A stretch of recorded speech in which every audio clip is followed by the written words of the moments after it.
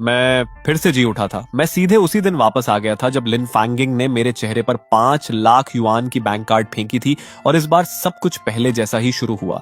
लेकिन मैं पहले वाला इंसान नहीं था। अपनी पिछली जिंदगी में मैंने उस कार्ड को पैरों तले कुचल दिया था और चिल्लाकर कहा था, सच्चे प्यार की कोई कीमत नहीं होती। लेकिन बदले में मुझे बस उसके होंठों पर तिरस्कार भरी मुस्कान मिली थी और एनसुई की आंखों में साफ घृणा दिखाई दी थी और उसी पल भी मैंने खुद को नहीं रोका था। मैं उसे पाने के लिए सब कुछ दांव पर लगा चुका था। पूरी यूनिवर्सिटी में मैंने खुद को तोड़ दिया था सिर्फ स्कॉलरशिप्स लेने के लिए। ग्रेजुएशन के बाद मैं उसकी कंपनी में सबसे नीचे के छोटे से पद से शुरू हुआ था और सच कहूं तो मैंने खुद को कभी इंसान की तरह ट्रीट ही नहीं किया। बाकी लोग जहां नॉर्मल टाइमिंग में काम करते थे, मैं दिन रात बिना रुके काम करता था। बस एक ही सोच थी कि मैं उसके लायक बन जाऊं। फिर जब एन फैमिली की कंपनी क्राइसिस में गई तो वही मैं था जिसने अपनी नॉनस्टॉप मेहनत और बिजनेस सेंस से इन्वेस्टमेंट खींचकर कंपनी को बैंकरप्टेसी के किनारे से वापस लाया। और उस वक्त मुझे सच में लगा था कि अब मैं इन फैमिली का पिलर बन जाऊंगा, अब मैं एनसुए से लीगली शादी कर पाऊंगा। लेकिन जो मेरा इंतजार कर रहा था वो था मेरे शरीर का पूरी तरह टूट जाना। इरेगुलर लाइफ और हद से ज्यादा काम ने मेरी हेल्थ को रेड अलर्ट पर डाल दिया था और आखिरी बार जब मैं गिरा, डॉक्टर ने सीधा कहा, तुम्हें टर्मिनल कैंसर है, तुम्हारे पास बस कुछ ही दिन बचे हैं। और अजीब बात यह थी कि ठीक उसी वक्त एनस्यू और लाई मुझे देखने आए। उसकी आंखों में अब वो पुरानी दया नहीं थी, बस एक अजीब सा राहत था, जैसे उसने कोई भारी बोझ उतार दिया हो और लिए तो अपनी खुशी छुपाने की कोशिश भी नहीं कर रहा था। उसने आराम से एनसुए की कमर पकड़ी, मुझे ऊपर से देखा और बोला, चेन्यू, कंपनी को बचाने के लिए धन्यवाद, अब सब स्टेबल है। अगले महीने मैं और शाओसुए एंगेजमेंट कर रहे हैं। और वो उसके कंधे पर सिर रखकर धीरे से बोली, चेन्यू, मुझसे नफरत मत करना, मेरी माँ सही थी, हम कभी एक ही दुनिया के नहीं थे। उस पल मुझे समझ आया कि मेरी पूरी जिंदगी, मेरी सारी मेहनत बस उनकी लव स्टोरी का एक टूल थी, एक ऐसा टूल जिसे काम खत्म होते ही बेरहमी से फेंक दिया गया। उसी वक्त मैंने मन ही मन ठान लिया, इस जिंदगी में मैं फिर कभी उनका प्यार का गुलाम नहीं बनूंगा। और इसलिए इस बार मैंने बिना एक सेकंड गंवाए वो बैंक कार्ड उठा ली और हल्की मुस्कान के साथ कहा, ठीक है मैडम, मैं खुद को दूर ही रखूंगा।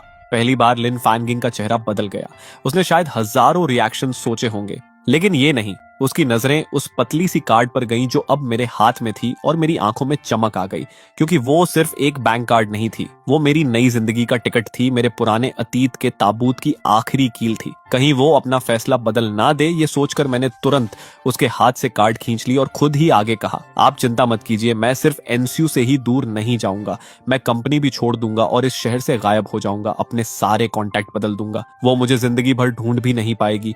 क्या इतना काफी है? वो पूरी तरह से शॉक में खड़ी रह गई, उसका मुंह खुला रह गया, लेकिन एक शब्द भी बाहर नहीं आया। वो मुझे ऐसे देख रही थी जैसे मैं कोई इंसान नहीं बल्कि कोई अजनबी मॉन्स्टर हूं। और मैं समझ सकता था क्यों, क्योंकि बस कल ही तो मैंने एनसुए को खुश करने के लिए तेज बारिश में आधे घंटे तक पब्लिक बाइसिकल चलाकर सिर्फ उसके लिए एक फेमस केक खरीदा था। और जब मैं उसके बिल्डिंग के नीचे पहुंचा, मैं पूरी तरह भीगा हुआ था, बिल्कुल एक भीगे हुए चूहे की तरह। लेकिन उसने बस कार की खिड़की से हाथ बाहर निकालकर केक लिया और मुझे देखकर तिरस्कार से कहा, चेन्यू, तुम इतने पैथेटिक कैसे हो सकते हो? और उसी कार की ड्राइवर सीट पर बैठा लिया स्टीयरिंग पकड़े हुए मुझे देख रहा था। उसके चेहरे पर जीत की मुस्कान थी, उसकी नजरों में मजाक और तरस दोनों थे, जैसे वो किसी ऐसे कुत्ते को देख रहा हो जो अपने मालिक को खुश करने के लिए जान लगा देता है। और उस पल मेरे अंदर गुस्सा नहीं, बस एक अजीब सी एंडलेस सैडनेस उठी थी। फिर मैंने हल्की सी मुस्कान दी, अपनी जेब से वॉलेट निकाला और उसमें से एक फोटो बाहर निकाली। वो फोटो जिसमें मैं और एनसुए साथ थे, वो मेरी जिंदगी की सबसे सच्ची चीज थी। लेकिन लिन फैंगिंग के सामने बिना एक पल सोचे मैंने उसे 2 टुकड़ों में फाड़ दिया और पास के कूड़ेदान में फेंक दिया। और फिर वॉलेट से वो हर चीज निकाली जो एनसुए से जुड़ी थी, चाहे वो उसका दिया हुआ सस्ता की चेन हो या बाकी बची हुई छोटी मोटी चीजें। मैंने सब कुछ बिना हिचकिचाहट उसी कूड़ेदान में फेंक दिया। मैंने उसकी तरफ देखा और शांत आवाज में कहा, और देखिए, मेरी सिंसेरिटी साबित करने के लिए ये सारी चीजें अब मुझे बिल्कुल भी नहीं चाहिए। और इतना कहकर मैं कैफेटेरिया से बाहर निकल गया और बाहर आते ही सबसे पहला काम मैंने बैंक जाना किया। जब एटीएम में बैलेंस देखा 5,01,354 युआन, तो मेरे मुंह से एक लंबी सांस निकल गई, क्योंकि वो एक्स्ट्रा 1,354 युआन वही थे जो मैंने अपनी पिछली जिंदगी में खून पसीना बहाकर बचाए थे। थोड़ा मजाक जैसा भी लगा और कहीं ना कहीं दुखद भी। बिना सोचे मैंने 10,000 युआन कैश निकाले, जेब में डाले और सीधे उस जगह चला गया जिसे मैं सबसे ज्यादा जानता था, कंपनी ग्रुप के बिल्डिंग के नीचे। मैं अंदर नहीं गया, बस सामने वाले बेंच पर बैठ गया और चुपचाप उस बिल्डिंग को देखता रहा, क्योंकि मेरी पिछली जिंदगी में वही जगह मेरी बैटल फील्ड भी थी और मेरा रेफ्यूज भी। वहीं मैंने अनगिनत दिन रात गुजारे थे, वहीं मैंने अपना सब कुछ झोंक दिया था और कभी मैं वहीं खड़ा होकर खुद को पैशन और एंथुजियाज्म से भरा हुआ महसूस करता था। मुझे लगता था कि मैंने अपना फ्यूचर अपने हाथ में ले लिया है। लेकिन अब जब पीछे मुड़कर देखता हूं तो समझ आता है कि मैं उस बिल्डिंग के अंदर बस एक रिप्लेसेबल पार्ट था, एक ऐसा डेडिकेटेड वर्कर जो दिन रात दूसरों के लिए काम करने वाला एक बेवकूफ था। तभी मेरा फोन वाइब्रेट हुआ। मैसेज था एंसुए का। चेन्यू, क्या मेरी माँ तुमसे मिलने आई थी? उसकी बातों पर ध्यान मत देना, वो हमेशा ऐसी ही होती है। मेरा इंतजार करना, आज रात मैं तुमसे मिलने आऊंगी, हमें सीरियसली बात करनी है। शो की तरीकी है। और उसके तुरंत बाद दूसरा मैसेज आया, मैंने बॉसन फ्रीटोस लिए हैं, तुम्हारे फेवरेट, आज रात तुम्हारे लिए लेकर आऊंगी। मैंने स्क्रीन पर उन शब्दों को देखा और अंदर से एक गहरी घिन महसूस हुई। वही पुराना साइकोलॉजिकल गेम, पहले चोट पहुंचाओ, फिर थोड़ा प्यार दिखाकर कंट्रोल करो, सस्ती सी टेंडरनेस देकर तुम्हें यह महसूस कराओ कि तुम इंपॉर्टेंट हो, ताकि तुम खुद ही उसके लिए सब कुछ कुर्बान कर दो। मेरी पिछली जिंदगी में मैं पूरी तरह उसके कंट्रोल में था। वो बस थोड़ा सा अच्छा बिहेव कर देती थी और मैं इतना खुश हो जाता था कि शब्द तक नहीं निकलते थे, और फिर और ज्यादा पागलों की तरह काम करता था, सिर्फ उसे ये साबित करने के लिए कि उसका डिसीजन गलत नहीं है। लेकिन अब मुझे सिर्फ न्यूजिया महसूस हो रहा था। मैंने उसकी प्रोफाइल फोटो खोली और बिना एक सेकंड सोचे डिलीट कॉन्टैक्ट दबा दिया। ये सब करने के बाद मैं उठा, पास की एक फोन शॉप में गया, अपना नंबर बदल दिया और फिर टैक्सी लेकर अपने छोटे से किराए के कमरे की तरफ निकल गया। कमरा छोटा था, लेकिन मैंने उसे हमेशा साफ सुथरा रखा था। दीवार पर अभी भी मेरी और एंसू की फोटोज लगी थी। शेल्फ पर वो किताबें रखी थी जो उसने मुझे दी थी। लेकिन इस बार मेरे अंदर कोई भावना नहीं थी। मैंने एक एक करके उससे जुड़ी हर चीज ढूंढी और एक बड़े कचरे के बैग में डाल दी। फोटोज को फाड़ दिया, लव लेटर्स को जला दिया, उसके दिए हुए सस्ते गिफ्ट्स भी बिना सोचे फेंक दिए। और जब मैंने आखिरी फ्रेम उठाया जिसमें उसकी मुस्कान थी और उसे भी कूड़ेदान में फेंका, तो अचानक मुझे लगा जैसे मेरा पूरा शरीर हल्का हो गया है, जैसे मैंने 10 साल का बोझ एक पल में उतार दिया हो। फिर मैंने कंप्यूटर खोला और रेजिग्नेशन लेटर टाइप किया, सीधे, बिना किसी घुमाव के, बस कुछ लाइंस। रिस्पेक्टेड मैनेजमेंट, मैं चेन्यू अपनी मर्जी से रेजिग्नेशन दे रहा हूं, कृपया इसे अप्रूव करें। ये डिसीजन तुरंत इफेक्ट में है, सैलरी सेटलमेंट की कोई जरूरत नहीं है। मुझे उस पैसे की कोई जरूरत नहीं थी। मैं बस जितनी जल्दी हो सके उस जगह से निकलना चाहता था, उन लोगों से सारे रिश्ते तोड़ना चाहता था। एचआर मैनेजर और अपने डायरेक्ट सुपीरियर्स को मेल भेजने के बाद मैंने कंप्यूटर बंद किया। पहले से तैयार की हुई छोटी सी सूटकेस उठाई जिसमें बस कुछ कपड़े और मेरे सारे डॉक्यूमेंट्स थे। बाकी कमरे की चीजें अब मेरे किसी काम की नहीं थी।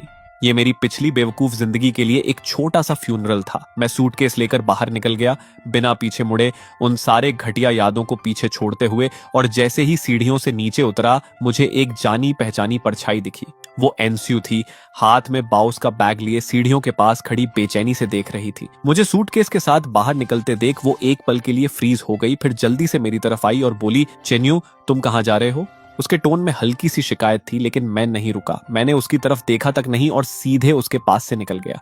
उसने हाथ बढ़ाकर मुझे पकड़ने की कोशिश की, लेकिन मैंने उसे अवॉइड किया, फिर मुड़कर उसकी आंखों में सीधे देखा। यह पहली बार था जब मैं रीबर्थ के बाद उसे सीधे देख रहा था। वो अब भी उतनी ही खूबसूरत थी, वही फ्लॉलेस मेकअप, वही चेहरा। लेकिन इस बार मेरे अंदर कुछ भी नहीं हिला। लेकिन अब उस खूबसूरत चेहरे के पीछे मुझे सिर्फ सेल्फिशनेस, झूठ और अंधेरी नीयत ही दिख रही थी। उसने गुस्से में कहा, क्या हो गया है तुम्हें? मैं तुमसे बात कर रही हूँ। और जब मैंने उसे पूरी तरह इग्नोर किया तो वो और चिढ़ गई। क्या मेरी माँ की वजह से तुम नाराज हो? मैंने कहा ना, उसकी बातों पर ध्यान मत दो, मैं फिर उससे बात करूंगी। लेकिन ये बताओ, तुम ये सूटकेस लेकर कहाँ जा रहे हो? कहीं ट्रैवल कर रहे हो या घर छोड़ रहे हो? तुम्हें नहीं लगता तुम बहुत चाइल्डिश बिहेव कर रहे हो? उसका टोन वही था, ऊपर से देखने वाला, जैसे मेरी सारी इमोशंस उसी के इर्द गिर्द घूमनी चाहिए, जैसे मैं कोई इंसान नहीं बल्कि उसका एक्सटेंशन हूं। मैंने उसे देखा और अचानक हल्का सा मुस्कुरा दिया, फिर शांत आवाज में कहा, एंसुए, तुम्हें यह जानने की क्यूरियोसिटी नहीं है कि तुम्हारी माँ ने मुझसे क्या कहा? मैंने जेब से बैंक कार्ड निकाली और उसके सामने हिलाई। तुम्हारी माँ ने मुझे 5 लाख युआन दिए ताकि मैं तुमसे दूर हो जाऊं। उसका चेहरा तुरंत बदल गया। वो घबराकर बोली, चेन्यू, उसकी बातों को सीरियसली मत लो। लेकिन मैंने उसे बीच में ही रोक दिया। मैंने सीरियसली ले लिया। मैंने पैसे एक्सेप्ट कर लिए और वादा किया कि मैं तुमसे दूर चला जाऊंगा। उसका चेहरा लाल पड़ गया, आधा गुस्सा, आधा शर्म। शायद उसने सोचा भी नहीं था कि मैं इतनी शांति से ये सब रिवील कर दूंगा, क्योंकि उसकी सोच में मुझे शर्मिंदा होना चाहिए था, टूट जाना चाहिए था। उसने दर्द भरी आवाज में कहा, तुमने वो पैसे कैसे ले लिए चेन्यू? क्या हमारे बीच जो था उसकी कीमत सिर्फ 5 लाख युआन थी? मैंने उसे ऐसे देखा जैसे कोई दुनिया का सबसे अजीब तमाशा देख रहा हो और धीरे से कहा, अंशु, क्या हमारे बीच कभी सच में कुछ था भी? जिन फीलिंग्स की तुम बात कर रही हो वो बस ये था कि तुम आराम से मेरी अच्छाई का फायदा उठाती रही। मैं तुम्हारी फैमिली की कंपनी के लिए गुलाम की तरह काम करता रहा और तुम उसी वक्त किसी और आदमी के साथ लग्जरी कार में हंसती रही। तुम्हारे लिए फीलिंग्स का मतलब था एक तरफ मुझसे आई लव यू कहना और दूसरी तरफ ये कैलकुलेट करना कि जब मैं खुद को काम में मार डालूंगा तो जो कुछ मैंने बनाया है वो लीगली तुम्हारे पास कैसे आएगा। मेरी आवाज शांत थी लेकिन हर शब्द ठंडे चाकू की तरह उसके दिल में उतर रहा था। उसका चेहरा लाल से एकदम सफेद पड़ गया। वो घबराकर बोली, तुम क्या बकवास कर रहे हो? लेकिन उसकी आंखों में साफ डर था। वो मेरी तरफ देखने की हिम्मत भी नहीं कर पा रही थी। मैं हल्का सा हंसा और बोला, ठीक है, अब एक्टिंग करने की जरूरत नहीं है। तुम कैसी इंसान हो ये तुम खुद भी जानती हो और अब मैं भी साफ देख चुका हूँ। और जहां तक उन 5 लाख युआन की बात है, मुझे नहीं लगता तुम्हारी माँ हमारे फीलिंग्स खरीद रही थी। वो बस उन सालों की पेमेंट थी जो मैंने तुम्हारी फैमिली के लिए स्लेव बनकर काम किया। थोड़े कम है लेकिन कुछ ना होने से बेहतर है। वैसे भी मेरी जिंदगी की कीमत तुम्हारी नजर में ज्यादा है भी नहीं। इतना कहकर मैंने उसकी तरफ दोबारा देखने की जरूरत भी नहीं समझी। सूटकेस उठाई, मुड़ा और चल दिया। उसने पीछे से चिल्लाकर कहा, रुको, साफ साफ बताओ तुम्हें कुछ पता चल गया है ना? लेकिन मैंने पीछे मुड़कर नहीं देखा, बस चलते हुए कहा, मुझे सब पता है। तुम्हारे प्लान्स, कंपनी की कमजोरियां, उसका फ्यूचर। मुझे ये भी पता है कि कैसे तुम लोग ऊपर से सीधे नीचे गिरोगे और सब कुछ टूट जाएगा। और मैं उस वक्त सबसे ऊंची जगह पर खड़ा होकर ये सब बाहर से ठंडे दिमाग से देख रहा होऊंगा। मैंने एक टैक्सी रोकी और सीधे एयरपोर्ट चला गया। वो शहर जहां मैंने इतने साल बिताए थे धीरे धीरे पीछे छूटता गया। मैंने अपना नया फोन निकाला और सीसन पना की टिकट बुक कर ली। कोई खास रीजन नहीं था, बस एक ऐसी जगह जाना चाहता था जहां मौसम गर्म हो और मैं पूरी तरह रिलैक्स कर सकूं। आज से मैं सिर्फ अपने लिए जीने वाला था। और जहां तक आंसुए और उसके सारे झूठे रिश्तों का सवाल है, वो सब अतीत में सड़ते रहे। तभी फोन वाइब्रेट हुआ। अननोन नंबर से मैसेज था। चेन्यू, तुम अभी कहाँ हो? साफ साफ बताओ और फिर चले जाना। क्या तुम्हें कुछ गलतफहमी हो गई है? मैं और लिए सिर्फ नॉर्मल दोस्त हैं। मैंने मैसेज पढ़ा और होंठों पर एक ताना भरी मुस्कान आ गई। नॉर्मल दोस्त जो मिलकर मुझे इस्तेमाल करते रहे, नॉर्मल दोस्त जो मेरे मरने का इंतजार कर रहे थे ताकि सब कुछ अपना बना सके। मैंने बिना सोचे उस नंबर को ब्लॉक कर दिया और फोन बंद कर दिया। खिड़की के बाहर शाम ढल रही थी। आसमान गहरे नारंगी रंग में रंग चुका था और मेरी नई जिंदगी शुरू हो चुकी थी। सीसन पना की हवा नम और गर्म थी जिसमें मिट्टी और जड़ी बूटियों की खुशबू घुली हुई थी। मैंने पेड़ों के बीच छिपे एक छोटे से हॉस्टल में कमरा लिया जहां खिड़की खोलते ही हर तरफ हरियाली दिखाई देती थी। और उस पहले दिन मैंने कुछ भी नहीं किया, बस सोता रहा। मैं सुबह से रात तक सोता रहा और फिर रात से अगली सुबह तक, जैसे मैं अपनी पिछली जिंदगी की सारी खोई हुई नींद एक ही बार में वापस लेना चाहता हूं। और जब मेरी आंख खुली तो मुझे ऐसा लगा जैसे मेरा पूरा शरीर फिर से जिंदा हो गया है। वो थकान जो हड्डियों तक घुस चुकी थी, उसका नामो निशान तक नहीं था। मैंने अपना पुराना फोन चालू किया जो काफी समय से बंद पड़ा था और जैसे ही वो ऑन हुआ, अनगिनत मैसेजेस और मिस्ड कॉल्स एक लहर की तरह मेरे सामने आ गए और उनमें से ज्यादातर एनस्यू और उसकी करीबी सहेलियों के थे। चेन्यू, तुम कहाँ हो? अभी कॉल करो। ओए चैन, तुम अभी भी आदमी हो या नहीं? अगर कुछ है तो सामने आकर बात करो। ऐसे गायब हो जाना क्या होता है? चेन्यू, चाओसू तो तुम्हारी वजह से पागल होने वाली है। जल्दी वापस आओ, बच्चा मत बनो। मैं एक एक करके सारे मैसेजेस पढ़ता गया लेकिन मेरे चेहरे पर कोई एक्सप्रेशन नहीं आया। और उन्हीं के बीच एचआर डिपार्टमेंट के भी कुछ मैसेजेस थे। हमें तुम्हारा रेजिग्नेशन मिला है लेकिन प्रोसेस फॉलो करना जरूरी है। इस तरह बिना नोटिस के जाना जॉब अबैंडनमेंट माना जाएगा। कंपनी तुम्हारे खिलाफ एक्शन ले सकती है। चेन्यू, डायरेक्टर तुम्हें तुरंत वापस आने का ऑर्डर दे रहे हैं। एक इंपॉर्टेंट प्रोजेक्ट तुम्हारे बिना नहीं चल सकता। अगर तुम वापस नहीं आए तो कंपनी इसे वॉलंटरी अबैंडनमेंट मानेगी और तुम्हारे प्रोफेशनल रिकॉर्ड पर असर पड़ेगा। पहले धमकी, फिर मीठी बातें, वही पुराने ट्रिक्स। मैं हल्का सा हंसा और बिना सोचे सारे मैसेजेस डिलीट कर दिए। फिर मैंने एक नया सिम निकाला और उस स्टॉक अकाउंट में लॉगिन किया जिसे मैंने काफी समय से यूज नहीं किया था। उसमें अब भी थोड़ा पैसा पड़ा था जो मैंने यूनिवर्सिटी में पार्ट टाइम काम करके बचाया था। मैं कंप्यूटर की स्क्रीन को ध्यान से देखता रहा और मेरी पिछली जिंदगी की यादें तेजी से दिमाग में घूमने लगी। रिबर्थ का सबसे बड़ा फायदा यही था, इंफॉर्मेशन की क्लैरिटी। मुझे साफ पता था कि आने वाले सालों में कौन सी स्टॉक्स उछलेंगी, कौन से सेक्टर्स ट्रेंड बनेंगे। मैंने 5 लाख युआन को 2 हिस्सों में बांटा। 2 लाख बिना एक पल गंवाए एक ऐसी टेक स्टॉक में इन्वेस्ट कर दिए जिसे उस वक्त कोई नहीं जानता था। लेकिन 6 महीने बाद एक टेक्निकल ब्रेक थ्रू की वजह से उसकी कीमत 10 गुना से भी ज्यादा बढ़ने वाली थी। और बाकी के 3 लाख मैंने अलग अलग इंटरमीडियरी चैनल्स के जरिए बिटकॉइन में कन्वर्ट कर दिए। सब कुछ खत्म करने के बाद मैंने कंप्यूटर बंद किया और आराम से स्ट्रेच किया। अब बस शांति से इंतजार करना था उस बीज के अंकुरित होने का और फल देने का। और तब तक मैं वो जिंदगी जीने वाला था जो मैं कभी जी ही नहीं पाया। अगले 1 महीने तक मैंने खुद को पूरी तरह रिलैक्स कर दिया। सिसोअनपाना के गांवों में घूमता रहा, हाथियों की सवारी की, रिचुअल्स देखे, लोकल्स के साथ राइस वाइन पी, हाथों से खाना खाया, ट्रॉपिकल बोटानिकल गार्डन्स में गया जहां अजीब अजीब आकार के पौधों को देखकर मुझे नेचर की असली खूबसूरती समझ आई। मैंने एक मोटरसाइकिल रेंट की और पहाड़ों की घुमावदार सड़कों पर बिना किसी मंजिल के चलता रहा। हवा मेरे कानों में सीटी बजाती हुई गुजरती थी और साथ ही मेरी सारी परेशानियां और थकान भी उड़ा ले जाती थी। अब मैं वो चेन यू नहीं था जो हमेशा प्लान्स और प्रोजेक्ट्स में दबा रहता था, ना ही वो जो अपनी गर्लफ्रेंड को खुश करने के लिए खुद को मिटा देता था। अब मैं था, एक फ्री सोल जो सिर्फ अपने लिए जी रहा था। उस दौरान कभी कभी मैं अपना पुराना फोन चालू करता था, सिर्फ ये देखने के लिए कि उन लोगों का रिएक्शन क्या है, और धीरे धीरे एनसुए के मैसेजेस बदल गए। पहले चिंता और गुस्सा, फिर विनती और अपमान तक। चेन्यू, मुझसे गलती हो गई, क्या तुम वापस आ सकते हो? हम फिर से शुरू करते हैं। लिए और मेरे बीच सच में कुछ नहीं है, मुझ पर भरोसा करो। उस दिन वो खुद मुझे घर छोड़ने पर जिद कर रहा था। इन दिनों तुम्हारे बिना मुझे समझ आया कि मैं तुम्हारे बिना नहीं रह सकती। जल्दी वापस आओ, मुझे तुम्हारी बहुत याद आ रही है। अगर ये सब मेरी पिछली जिंदगी में होता तो मैं इन शब्दों को पढ़कर पिघल चुका होता, पहली फ्लाइट पकड़कर वापस भागता और उसके सामने घुटनों पर बैठकर माफी मांगता। लेकिन अब मुझे ये सब बस हास्यास्पद लग रहा था, क्योंकि उसे मेरी याद नहीं आ रही थी। उसे उस इंसान की याद आ रही थी जो हमेशा उसकी बात मानता था, जो उसकी फैमिली के लिए गुलाम की तरह काम करता था, जो उसकी हर प्रॉब्लम सॉल्व करता था। उसे मेरी नहीं, एक टूल की जरूरत थी। मैंने उसे कोई जवाब नहीं दिया, बस चुपचाप उसके इस वन मैन परफॉर्मेंस को दिलचस्पी से देखता रहा।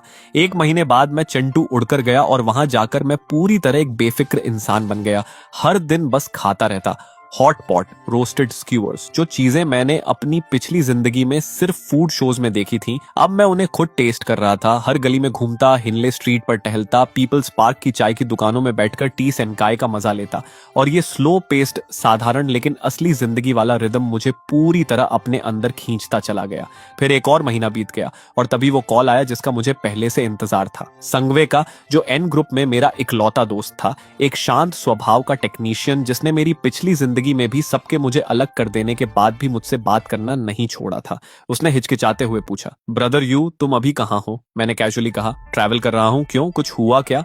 उसने थोड़ा रुककर पूछा, क्या तुम सच में कंपनी छोड़कर चले गए? मैंने सीधा जवाब दिया, हाँ, रिजाइन कर दिया। दूसरी तरफ कुछ सेकंड की खामोशी रही, फिर उसने धीमी आवाज में कहा, ब्रदर यू, मुझे लगता है कंपनी में कुछ गड़बड़ होने वाली है। मैंने भौं उठाकर फेक सरप्राइज दिखाया। क्या गड़बड़? सब तो ठीक चल रहा था ना? वो गहरी सांस लेकर बोला, अरे मत पूछ, तुम्हारे जाने के बाद जिनसन प्रोजेक्ट जो तुम संभाल रहे थे, डायरेक्टर आन ने लिए को दे दिया। और फिर उसका टोन गुस्से से भर गया। वो आदमी पूरी तरह बेकार है, बस आदेश देना जानता है, उसे कुछ आता नहीं।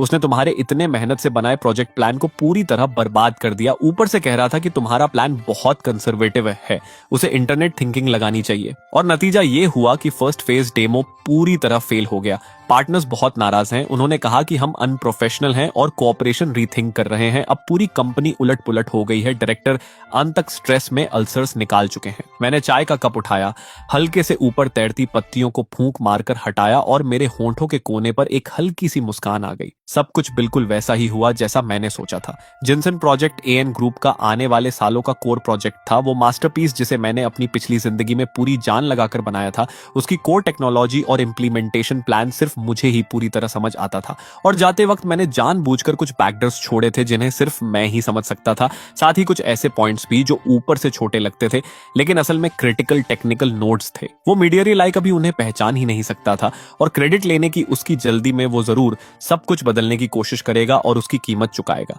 सैंगवे की आवाज अब और अर्जेंट हो गई। ब्रदर यू, अनसुए और बाकी सब तुम्हें हर जगह ढूंढ रहे हैं। आज तो एनसुए खुद कंपनी आई थी मुझसे पूछने कि तुम्हें कहां ढूंढे। ब्रदर यू, क्या तुम्हें वापस आकर देखना नहीं चाहिए? मैं ठंडी हंसी हंसा।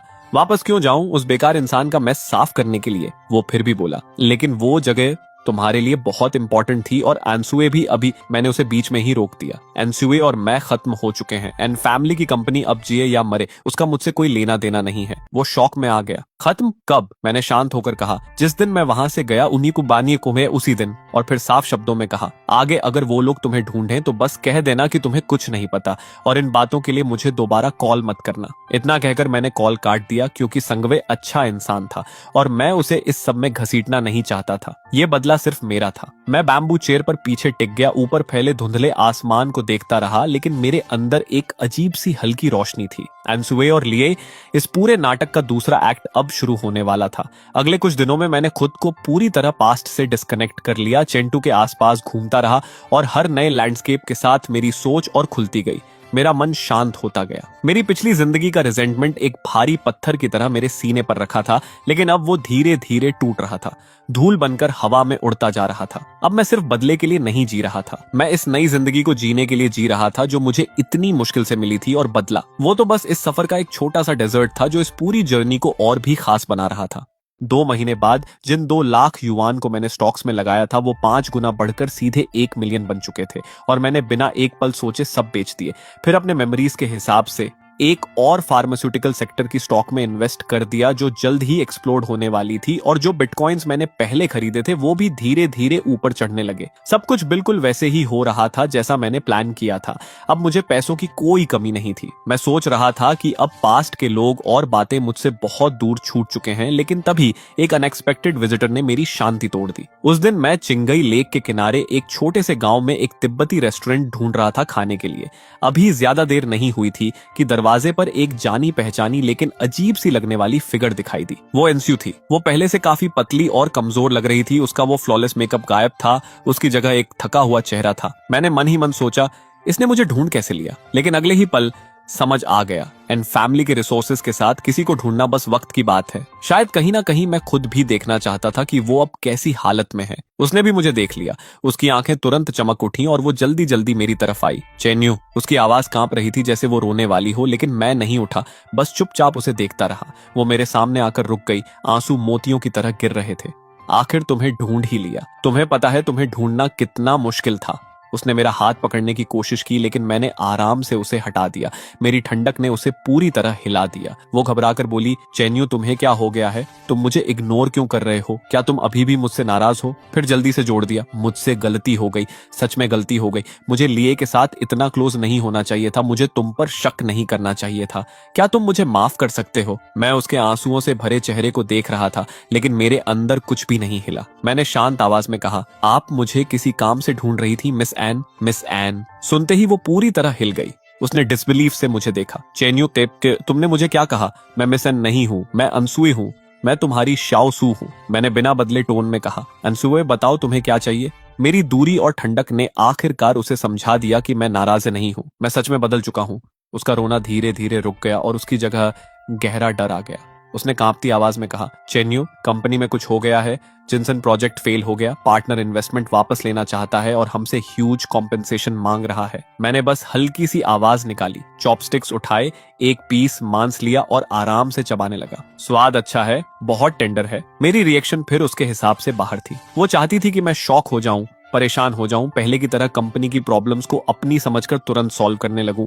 लेकिन मैंने कुछ नहीं किया। मैं बिल्कुल शांत था, जैसे मैं किसी और की कहानी सुन रहा हूं जिसका मुझसे कोई लेना देना नहीं। आखिर वो खुद को रोक नहीं पाई। उसकी आवाज ऊंची हो गई, क्या तुम सुन भी रहे हो? कंपनी डूबने वाली है, हमारा परिवार बर्बाद हो जाएगा। मैंने उसकी तरफ देखा और ठंडे स्वर में कहा, तो तुम्हारी कंपनी डूबे, इसका मुझसे क्या लेना देना? वो हड़बड़ा गई, क्या मतलब तुमसे कोई लेना देना नहीं? तुम भी कंपनी का हिस्सा थे। जिनसन प्रोजेक्ट तुमने बनाया था, सिर्फ तुम ही उसे बचा सकते हो, सिर्फ तुम ही कंपनी को बचा सकते हो। मैंने चॉपस्टिक्स टेबल पर रखे, नैपकिन से मुंह साफ किया और शांत होकर कहा, एनस्युए तुम्हें कुछ याद नहीं है क्या? पहला, मैं ऑलरेडी रिजाइन कर चुका हूँ। दूसरा, अब मैं एन ग्रुप का एम्प्लॉई नहीं हूँ। तुम्हारी माँ ने मुझे 5 लाख युआन देकर कहा था कि मैं दूर चला जाऊं और मैं बस अपना वादा निभा रहा हूँ। उसका चेहरा एकदम सफेद पड़ गया। शायद उसे उम्मीद नहीं थी कि मैं इतनी शांति से ये सब बोलूंगा। वो घबराकर बोली, वो मेरी माँ ने किया था, मैंने नहीं। वो पैसे मैं तुम्हें वापस कर दूंगी, डबल नहीं 10 गुना तक दे दूंगी, बस तुम वापस आकर कंपनी की मदद कर दो। मैं हंस पड़ा। अनसुए तुम्हें लगता है अब मुझे उस पैसे की परवाह है? मैंने उसे दया भरी नजर से देखा। इतने समय बाद भी तुम्हें समझ नहीं आया? मैं पैसे की वजह से नहीं गया था, मैं इसलिए गया क्योंकि मैं अब बेवकूफ नहीं बनना चाहता था। मैंने उसकी बात काटते हुए कहा, और तुम्हें पता है इस वक्त तुम्हारी सबसे हास्यास्पद बात क्या है? तुम खुद लिमिट पर पहुंच चुकी हो और मुझसे मदद मांगने आई हो, लेकिन फिर भी तुम्हारा एटीट्यूड वही है, जैसे सब कुछ तुम्हारा हक है। किस आधार पर तुम्हें लगता है कि मैं तुम्हारी मदद करूंगा? उन मजाक जैसे फीलिंग्स के आधार पर, या तुम्हारे इस खूबसूरत चेहरे के दम पर? मेरी हर बात ऐसे थी जैसे सीधा उसके दिल में धंसती हुई एक ठंडी छुरी। शायद उसे कभी किसी ने इस तरह इंसल्ट नहीं किया था। आखिर वो हमेशा से वो प्रिंसेस रही थी जिसे हर कोई चेस करता था। वो मुझे देख रही थी, उसके होंठ कांप रहे थे, लेकिन काफी देर तक उसके मुंह से एक शब्द भी नहीं निकला। मुझे लगा था कि वो शर्म से मुड़कर चली जाएगी, लेकिन उसने ऐसा नहीं किया, क्योंकि जब हकीकत का बोझ इतना भारी हो तो सेल्फ रिस्पेक्ट जैसी चीज की कीमत खुद ही गिर जाती है। उसने गहरी सांस ली, मेरे करीब आई, थोड़ा झुकी और ऐसी आवाज में बोली जो मैंने उससे पहले कभी नहीं सुनी थी, लगभग एक विनती करने वाली। चेन्यू, मैं तुमसे रिक्वेस्ट करती हूँ, बस तुम मेरी मदद कर दो। तुम जो कहोगे मैं वो करूंगी। उसकी आवाज कांप रही थी और उसकी आंखों में बेबसी और अंदर का संघर्ष साफ दिख रहा था। मैं कुर्सी पर पीछे टिक गया और मेरे होंठों पर एक रहस्यमयी मुस्कान आ गई। कुछ भी वो एक पल के लिए जम गई। उसे साफ समझ आ गया था कि मैं क्या इशारा कर रहा हूँ। उसके चेहरे पर एक पल के लिए शर्म और अंदरूनी जंग साफ दिखी। उसने नीचे होंठ को हल्का सा काटा और धीरे से सिर हिला दिया। मैं हल्का सा मुस्कुराया। एक वक्त था जब उसका हाथ पकड़ते हुए भी मैं हिचकता था, डरता था कि कहीं उसे बुरा ना लग जाए, और आज वही लड़की खुद को एक सौदे की चीज बना रही थी। मैंने ठंडे स्वर में कहा, सिर्फ बोलने से काम नहीं चलेगा, पहले अपनी सिंसेरिटी दिखाओ, और उंगली से अपने होंठों की तरफ इशारा किया। एक ऐसा इशारा जिसमें साफ ह्यूमिलिएशन था। उसका चेहरा तुरंत लाल हो गया। उसने मेरी आंखों में हैरानी से देखा। शायद उसने कभी सोचा भी नहीं था कि वो चेन्यू, जो कभी उसकी हर बात मानता था, जो उसके सामने आवाज तक नहीं उठाता था, आज इतनी बेशर्मी से डिमांड करेगा। आसपास बैठे लोग हमारी तरफ देखने लगे। उनकी क्यूरियस नजरें एनसुए पर सुइयों की तरह चुभ रही थीं और मेरी नजरें बस उसी पर टिकी थीं। उसका शरीर हल्का सा कांप रहा था। मैं समझ सकता था कि उसके अंदर कैसी जंग चल रही है। एक तरफ उसके परिवार का फ्यूचर, उनकी लग्जरी लाइफ, और दूसरी तरफ उसका बचा खुचा सेल्फ रिस्पेक्ट। मैंने उसे प्रेस नहीं किया, बस चुपचाप देखता रहा, और आखिरकार उसने फैसला कर लिया। उसने कांपते हुए आंखें बंद की और धीरे धीरे मेरी तरफ झुकी। उसके होंठ ठंडे और सख्त थे, उनमें एक कड़वा सा स्वाद था, डेस्परेशन का। मैं ना हिला ना आंखें बंद की, बस उसे देखता रहा। उसका पीला पड़ा चेहरा, उसकी बंद पलकों का हल्का कंपन, और जैसे ही वो पीछे हटने वाली थी, मैंने अचानक उसका सिर पकड़ लिया और उस पल को और गहरा कर दिया। उसका पूरा शरीर एकदम स्टिफ हो गया। उसने थोड़ा रेजिस्ट करने की कोशिश की, लेकिन मैंने उसे कसकर पकड़ा। मेरे अंदर कोई सॉफ्टनेस नहीं थी, बस बदले की एक ठंडी संतुष्टि थी। कुछ देर बाद मैंने उसे छोड़ दिया। वो 2 कदम पीछे लड़खड़ाकर हट गई। उसने भारी आवाज में पूछा, अब ठीक है? मैंने आराम से नैपकिन उठाई और अपने होंठ साफ किए। मैंने कहा था ना, अगर करना है तो ठीक से करना होगा। चलो अब होटल चलते हैं। मैं देखना चाहता हूं तुम्हारी सिंसियरिटी की लिमिट कहां तक है। वो लगभग खड़ी भी नहीं हो पा रही थी। मुझे ऐसे देख रही थी जैसे मैं कोई इंसान नहीं, बल्कि एक दानव हूं। चेन्यू, क्या तुम्हें इतना गिरना जरूरी है? मैंने ठंडी नजरों से कहा। तुम्हें क्या लगा था ये कोई बार्गेनिंग मार्केट है? विक्टिम बनने का नाटक मत करो। अब तुम मुझसे रिक्वेस्ट कर रही हो और तुम कंडीशंस रखने की पोजीशन में नहीं हो। उसने आंखें बंद की और धीरे से सिर हिला दिया। ठीक है। मैं हंसा, बिना किसी वार्मथ के। मैं उसे लेकर रेस्टोरेंट से बाहर निकला। बाहर तेज हवा चल रही थी, उसके कपड़े हवा में हिल रहे थे और वो मेरे पीछे पीछे एक बेजान पपेट की तरह चल रही थी। मैं उसे किसी लग्जरी 5 स्टार होटल में नहीं ले गया। मैंने जानबूझकर उस गांव का सबसे सस्ता और टूटा फूटा हॉस्टल चुना। कमरा छोटा था, बेसिक फर्नीचर के अलावा कुछ नहीं था। जैसे ही अनसुए अंदर आई, उसने हल्का सा चेहरा सिकोड़ लिया। उसकी आंखों में साफ नापसंदगी थी जिसे उसने छुपाने की कोशिश भी नहीं की। वो बोली, यहाँ सच में? मैं एक लगभग टूटती हुई कुर्सी पर बैठ गया, पैर क्रॉस की और शांत आवाज में कहा, एंड फैमिली की बड़ी बेटी तो प्रेसिडेंशियल स्वीट्स की आदी है। ऐसे जगह तुम्हें सूट नहीं करती है ना? फिर मैंने उसे सीधे देखते हुए कहा, मैं तुम्हें बता दूं, यही वो मैक्सिमम है जो मैं तुम पर खर्च करने के लिए तैयार हूं, क्योंकि मेरी नजर में तुम्हारी कीमत बस इतनी ही है।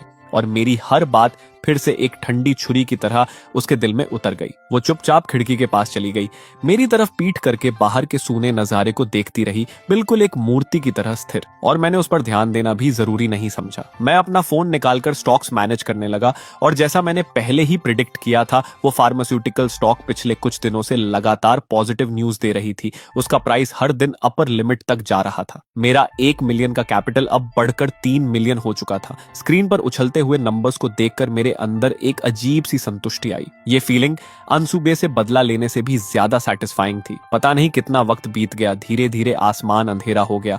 कमरे में हमने लाइट भी नहीं जलाई थी, इसलिए पूरा माहौल थोड़ा उदास और भारी हो गया था, और वो अभी भी खिड़की के पास ही खड़ी थी। मैंने उसे आवाज दी, एनसुए। उसका शरीर हल्का सा कांपा, फिर वो धीरे धीरे मुड़ी और मेरी तरफ चलकर आई। उस कम रोशनी में मैं उसका चेहरा साफ नहीं देख पा रहा था, बस उसकी खाली बेजान आंखें दिख रही थीं। वो मेरे सामने आकर रुक गई। मैं खड़ा हुआ और धीरे धीरे उसे कॉर्नर में पुश करने लगा। वो इंस्टिंक्ट से पीछे हटती गई जब तक उसकी पीठ ठंडी दीवार से नहीं लग गई। मैंने उसका ठोड़ी पकड़कर उसका चेहरा ऊपर उठाया। मेरी तरफ देखो आंसू, पता है मैंने इस दिन को ना जाने कितनी बार इमेजिन किया था। मैं चाहता था कि मैं तुम्हें अपने काबू में करूं, तुम्हें रुलाऊं, तुमसे माफी मंगवाऊं, लेकिन अब जब मैं तुम्हारा ये चेहरा देख रहा हूं, मुझे सिर्फ खालीपन महसूस हो रहा है। मैंने उसका चेहरा छोड़ दिया और एक कदम पीछे हट गया। हमारे बीच थोड़ा डिस्टेंस बन गया। वो मुझे हैरानी से देख रही थी, जैसे उसे कुछ समझ ही नहीं आ रहा हो। मैंने जेब से वॉलेट निकाला, उसमें जो कैश था, शायद कुछ हजार, सब बाहर निकाला और एक एक करके हर नोट उसके चेहरे पर फेंकने लगा। लो ये पैसे और यहाँ से चली जाओ। तुम्हें मेरी मदद चाहिए थी ना? तुम्हें लगा कि बस खुद को सैक्रिफाइस करके तुम मुझे फिर से मजबूर कर दोगी कि मैं तुम्हारी फैमिली के लिए एक बेवकूफ की तरह काम करूं? तुम खुद को बहुत ज्यादा समझती हो और मुझे बहुत कम। मैंने ठंडी आवाज में आगे कहा, आज मैंने तुम्हें यहाँ इसलिए नहीं बुलाया था कि मैं तुम्हारे साथ कुछ करूं।